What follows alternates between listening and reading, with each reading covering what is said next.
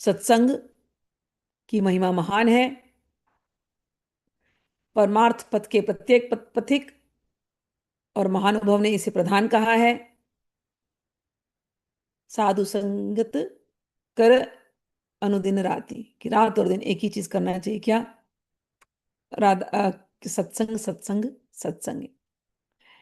उद्धव गीता में, श्रीमद् भागवत में श्री कृष्ण कहते हैं उद्धव जी को, न रोधयति माम योगो न सांख्यम धर्म एव च न स्वाध्यायस्तपस्त्यागो निष्ठापूर्तं न दक्षिणा व्रतानि यज्ञछन्दांसि तीर्थानि नियमायमाः यथा वरुन्धे सत्संगः सर्वसंगापहो हि माम्। भगवान कहते हैं सत्संग की महत्ता बताने के लिए, हे उद्धव, समस्त आसक्तियों के निवारण करने वाले सत्संग से मैं जैसे वशीभूत होता हूं, वैसा योग, सांख्य, धर्म, स्वाध्याय, तप, त्याग, इष्ट, पूर्त, दक्षिणा, व्रत, यज्ञ, वेद, तीर्थ, यम, नियम किसी से भी नहीं होता।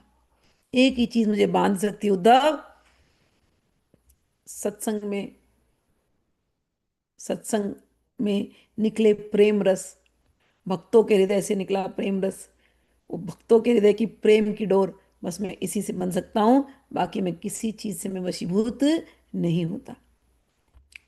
सत्संग की तुलना में, वही भागवत में कहते हैं, तुल्याम लवेनापि न स्वर्गम ना पुनर्भवम भवत सत भवत संगी संगस्य किमतु अन्यत अतो ही नते। सत्संग की तुलना में कैवल्य और स्वर्ग, मोक्ष और स्वर्ग कुछ भी नहीं है। इसलिए सत्संग ही सबसे बड़ी चीज है। तो यहाँ पर कहते हैं साचो प्रबोध सुनियो अब ते,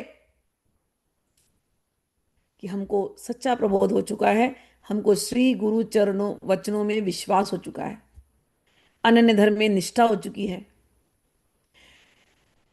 धर्म अगर हमारे अंदर जागा है, उसका एक ही लक्षण है कि सत्संग में हमको रुचि होने लगी है।